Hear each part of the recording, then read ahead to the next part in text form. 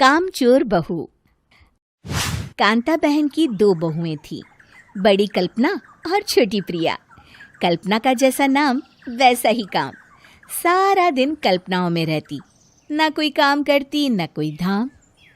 अरे कल्पना बहू, जरा अच्छी सी चटनी पीस दे, आज कुछ मजेदार खाने का मन है।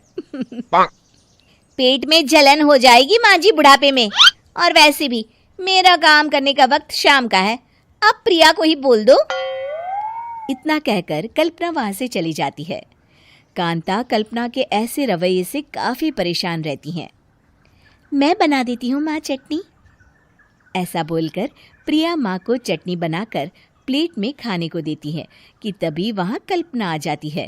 अरे वाह चटनी, जरा चख कर तो देखूं, बड़े दिन हो गए। अरे नहीं बहू, तू तो रहने ही दे चटनी खाना, पेट में जलन हो जाएगी।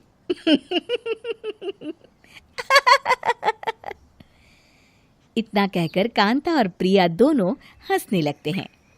कल्पना सारा दिन या तो मोबाइल में यूट्यूब देखती या फिर सोती रहती।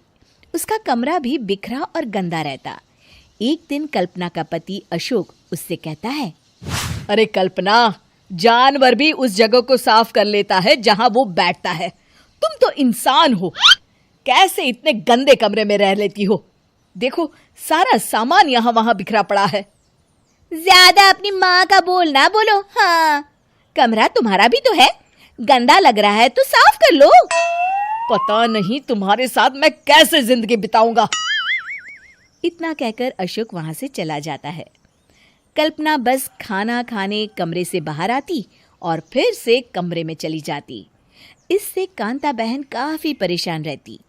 एक दिन प्रिया कांता से कहती है, माँ, मैं सारा दिन काम करके थक जाती हूँ, आप कल्पना दीदी से कहिए ना कि सुबह और शाम का काम बांट ले।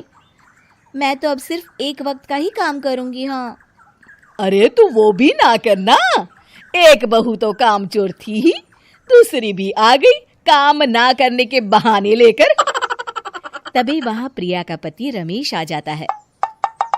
माँ, मैं देख रहा हूँ भाभी कोई काम नहीं करती, प्रिया सारा दिन घर और रसोई का काम करती है, अब कुछ करो ना माँ। कांता मन में कुछ सोचती है और कल्पना के पास जाती है। कल्पना फोन पर मेकअप करना देख रही होती है। कल्पना, तुम सारा दिन बस मोबाइल देखती हो, घर का कोई काम भी कर लिया करो। प्रिया सारा दिन काम करके थक जाती है। आज से मैंने फैसला किया है, एक वक्त का काम तुम करोगी, सुबह का खाना तुम बनाओगी और रात का प्रिया। आप लोगों ने काम को हवा बना रखा है। अरे पता नहीं थोड़ा सा ज्यादा काम करने में आप लोग घबरा क्यों जाते हैं। और हाँ, बहुत ज्यादा प्रिया की तारीफ मत करिए मेरे सामने, बड़ी बहू तो मैं ही रहूंगी।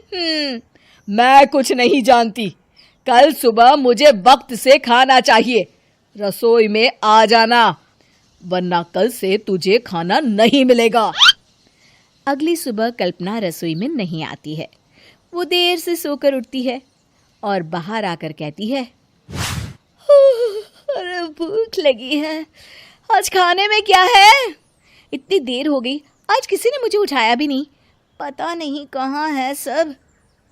कल्पना को घर में कोई नहीं दिखता। वो रसोई की तरफ जाती है जहां बड़ा सा ताला लगा होता है।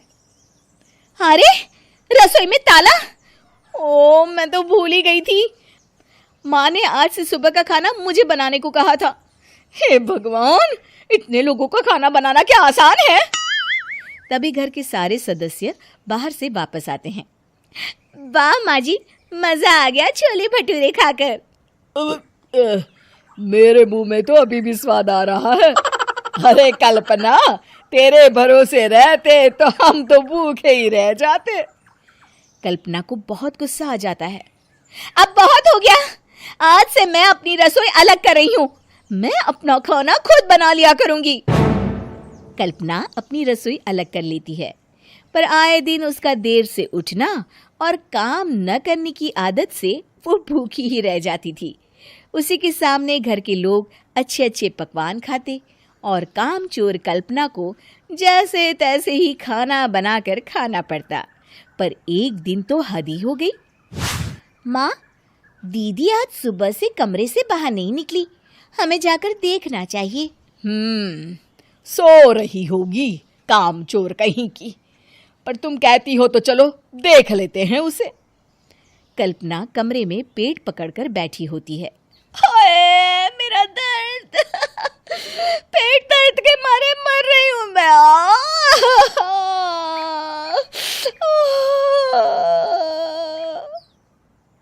अरे दीदी, क्या हुआ? पेट में दर्द क्यों हो रहा है? डॉक्टर को दिखाया आपने? माँ, कल्पना खड़ी होती है और माँ जी के पास आती है। मुझे माफ कर दीजिए, अब से मैं सारे काम में मदद करूंगी, कभी आलस और काम चोरी नहीं करूंगी। हाँ हाँ, वो तो ठीक है, लेकिन अचानक क्या हो गया जो तू काम करने को तैयार हो गई? कामचोर कल्पना। माँ, लगातार बासी और उल्टा पुल्टा खाना खाने के कारण मेरे पेट में इन्फेक्शन हो गया है। काम न करना पड़े इसलिए मैं 2 दिन का खाना एक दिन ही बना लेती थी। बासी और खराब खाना खाने के कारण लेने के देने पड़ गए। पेट में दर्द हो रहा है। चलो अच्छा हुआ, देर आए दुरुस्त आए।